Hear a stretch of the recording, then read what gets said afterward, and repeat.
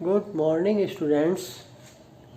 आज हम class 7th में एक्सरसाइज 8.3 के क्वेश्चन नंबर 3 पर आते हैं।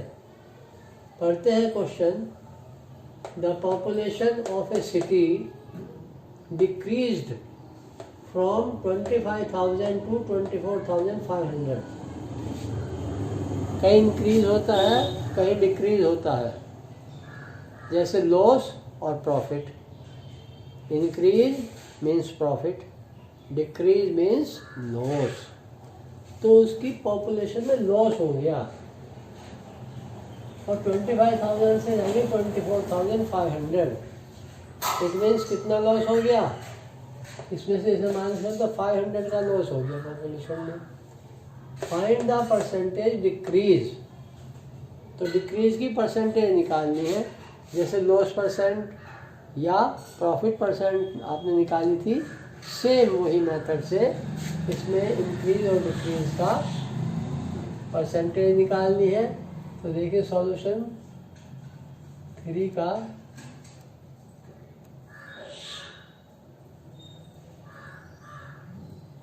टोटल पॉपुलेशन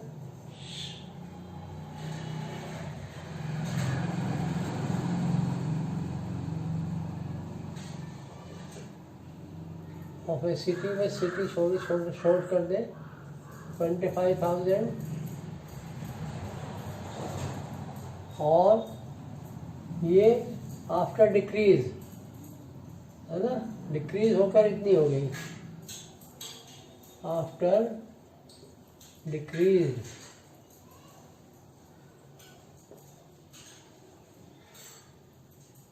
पॉपुलेशन हो गई 24,500। तो decrease in population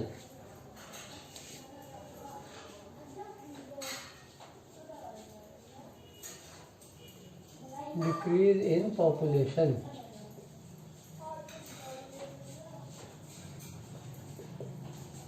25,000 minus 24,500 means 500। तो 500 का डिक्रीज हो गया पॉपुलेशन में। और डिक्रीज परसेंटेज निकालनी है। तो डिक्रीज परसेंटेज जो फार्मूला था लॉस परसेंट निकालने का, loss upon CP into 100। CP का मतलब कॉस्ट प्राइस था, जो मेन प्राइस होता है। तो यहाँ मेन जो पॉपुलेशन थी वो 25,000 है। तो decrease percentage equal to decrease in population upon पहली वाली population upon total population. Total population multiply by 100%। Percent आ जाएगा। डिक्रीज हुआ 500 का, टोटल पॉपुलेशन 25,000 मल्टीप्लाई 100%। एक जीरो, दो जीरो से दो जीरो कट गई, एक जीरो से एक जीरो कट गई, 25 टू जा 50, रहेगा 2%। तो आपने देखा फाइंड द परसेंट डिक्रीज। तो परसेंट डिक्रीज या डिक्रीज परसेंट आ गया 2%। ये आंसर है। इसी तरह next question 4। Arvind bought a car for rupees 33,50,000. The next year, the price went up to rupees 3,70,000. What was the percentage of price increase? यहाँ decrease हुआ था, यहाँ इंक्रीज हो गया प्राइस में। तो बस इसी तरह इंक्रीज इन प्राइस निकालते हैं।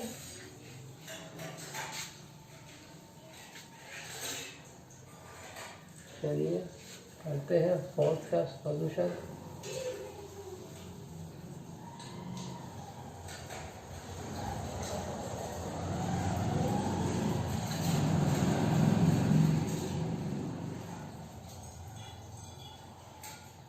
Price of the car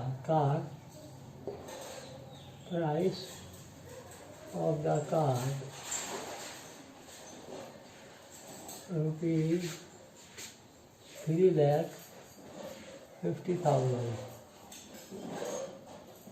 और ये हो गया बैंक अप टू यानी इंक्रीज हो गया आफ्टर इंक्रीज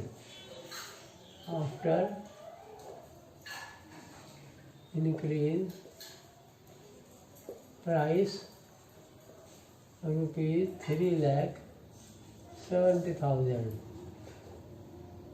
तो इंक्रीज हो गया प्राइस इतना हो गया, पहले प्राइस इतना था तो इंक्रीज इन प्राइस जैसे था डिक्रीज इन प्राइस या increase in price, increase in price rupees 3,70,000 में से 3,50,000 माइनस कर देंगे तो बच गया आपका 20,000। तो 20,000 का इंक्रीज हो गया। अब इंक्रीज परसेंट निकालना है, इंक्रीज परसेंट। इसी तरह प्रॉफिट परसेंट था, यहाँ प्रॉफिट अपॉन सीपी, तो यहाँ प्रॉफिट की जगह इंक्रीज पर हो जाएगा increase in price upon CP. CP का मतलब प्राइस ऑफ द कार है ना, चलिए सीपी है मल्टीप्लाई बाय 100%, ये हुआ 20,000 100 और सीपी है 350।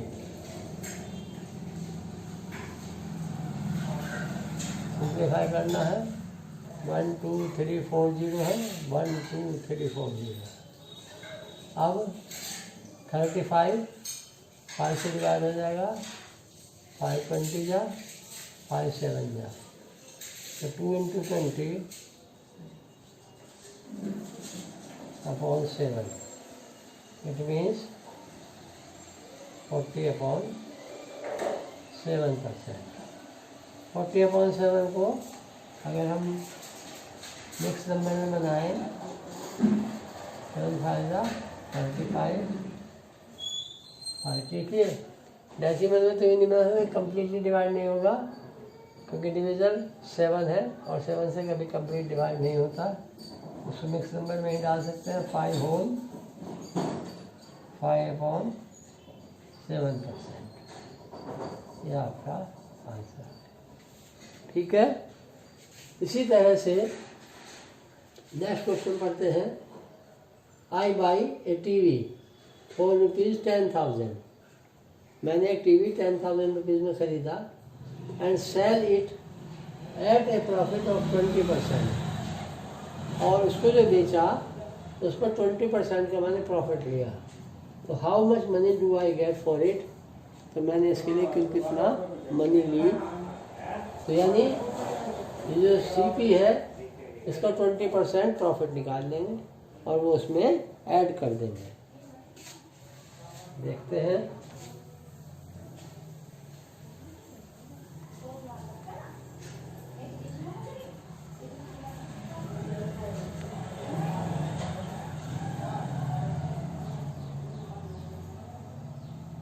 इसका सॉल्यूशन आई बाई है तो CP of TV rupees 10,000, profit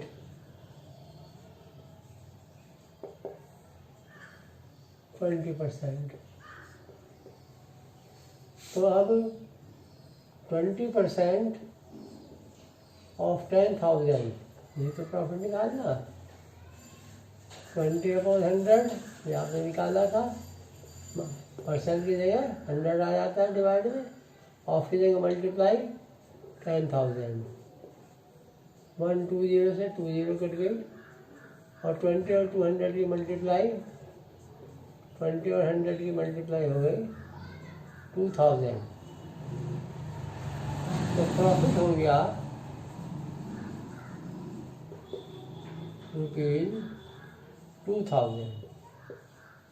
₹2000 का प्रॉफिट हो गया। अब मैंने इसको कितना how much money do I get for it, यानी इसकी एसपी निकालना हमें, selling price CP plus profit.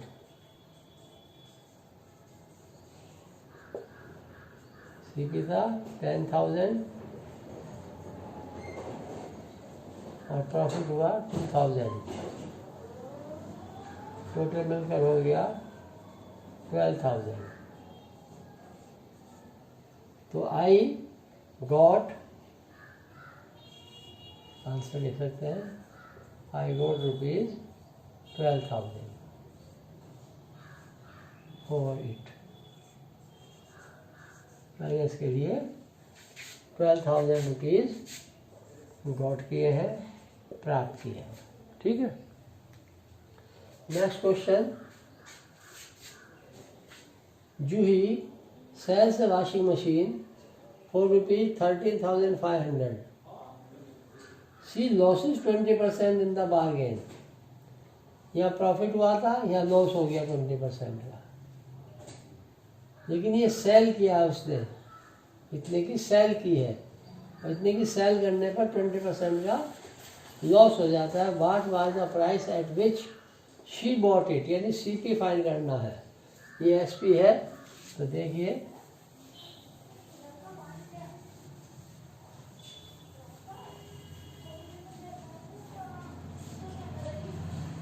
₹6 का SP of washing machine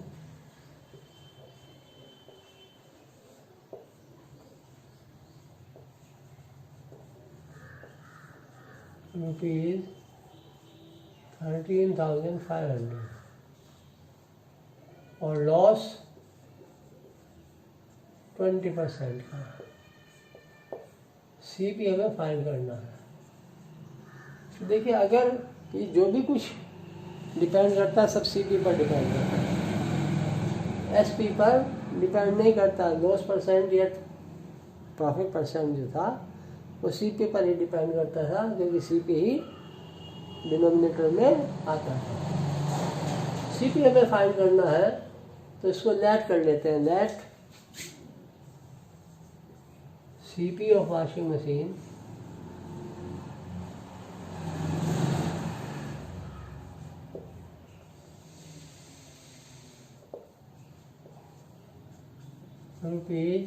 ₹X ले लेते हैं। ठीक, और इस X पर लॉस हुआ 20% का। लॉस है आपका 20% ऑफ X, यानी 20/100 मल्टीप्लाई बाई X, 20/5 1x/5, इतना लॉस हो गया। और जब आप जानते हैं कि लॉस और एसपी, अगर लॉस हो रहा है तो एसपी कम हो जाएगा, सीपी ज़्यादा हुआ इसका मतलब। तो CP is equal to SP minus loss, sorry plus loss, क्योंकि सीपी ग्रेटर होगा तो लॉस जुड़ेगा। तो यहाँ सीपी में फाइंड करना है, सीपी है एक्स, ये था एक्स, और एसपी है आपका 13,500 प्लस लॉस है आपका x/5। इसको सिंप्लीफाई करना है, तो आप जानते हैं कि x वाले को एक तरफ लेना है, कांस्टेंट एक तरफ करना है। तो अगर मैं कर दूं कि x minus x/5 is equal to 13,500, और इसका मतलब x/1 डिनोमिनेटर 1 है, उसका डिनोमिनेटर 5 है, तो 5 से मल्टीप्लाई कर लेंगे। x/5 13,500 तो यहाँ आपका हो गया 5x minus x upon 5 equal to 13 यानी 4x upon 5 equal to 13,500 x equal to 13,500 multiply by 5/4 यहाँ रेसिप्रोकल हो जाएगा। 5 न्यूमरेटर में आ गया, 4 न्यूमरेटर में था, डिनोमिनेटर में आ गया। 4 से डिवाइड कर दीजिए, 4 3 जा 12 बच गया 1 15, 4 3 जा 12 बच गया 3 30, 4 7 जा 28 बच गया 2 20, 4 5 जा 20 तो आ गया 3 3 7 5 मल्टीप्लाई बाय 5। अब इसकी 5 से मल्टीप्लाई करें, 5 5 जा 25 कैरी 2, 5 7 जा 35 2 37 कैरी 3, 5 3 जा 15 और 3 18 कैरी 1, 5 3 जा 15 और 1 16। तो ये आपका x की value I. So CP of washing machine यानी what was the price at which she bought it? So she bought it. She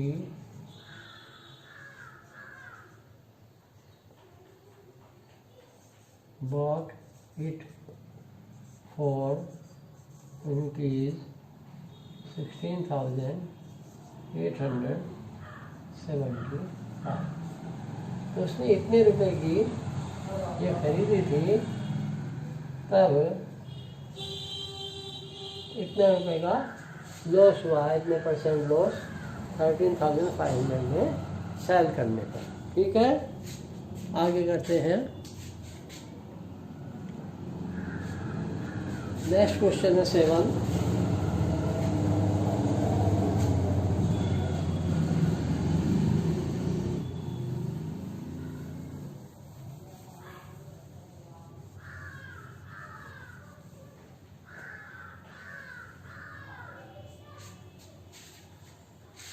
Chalk contains calcium, carbon and oxygen.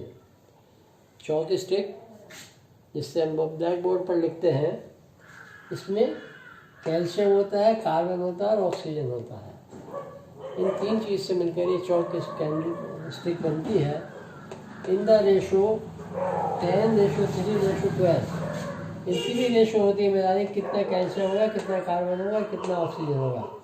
अगर कैल्शियम 10 ग्राम है तो कार्बन 3 ग्राम होगा और ऑक्सीजन 12 ग्राम होगी।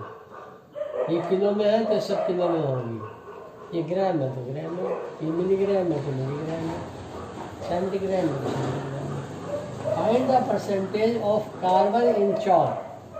केवल carbon की percentage निकालनी है चॉक में।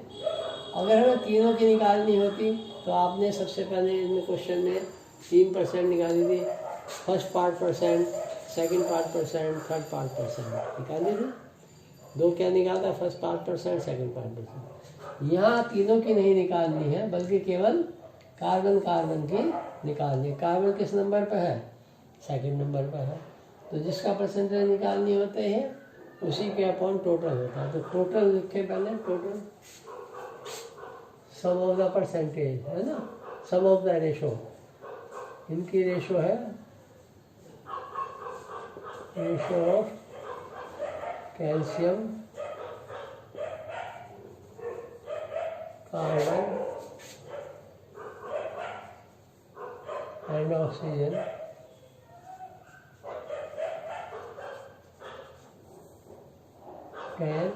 रेशो 3:12। सम ऑफ रेशोज इनको प्लस कर लीजिए, 25 आ गया। ठीक है, अब इस रेशो में केवल हमें कार्बन की रेशो निकालनी है।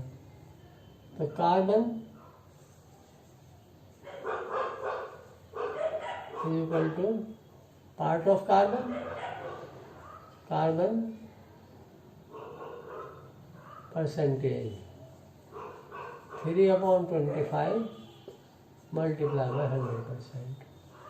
ये फार्मूला लगाना है जिसका है फर्स्ट पार्ट और टोटल इन 100%। तो 25 4 जा 100, 4 3 जा 12%।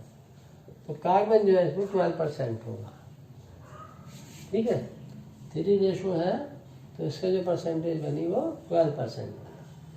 सेकेंड पार्ट में पूछा if in A stick of chalk carbon is 3 ग्राम। अगर एक स्टिक में, चाक की स्टिक में कार्बन 3 ग्राम है तो what is the weight of the chalk stick.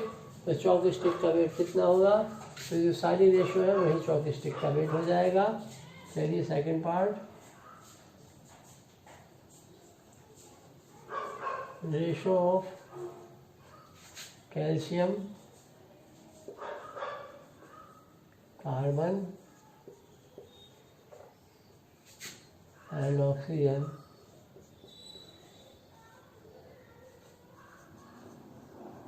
Ten ratio 3 ratio 12 sum of ratio 10 + 3 + 12 25। अब इसमें अगर 3 ग्राम कार्बन है तो टोटल वेट कितना होगा। तो part of carbon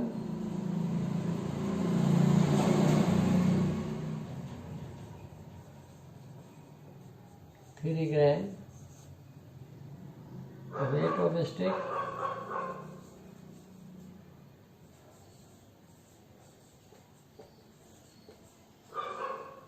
equal to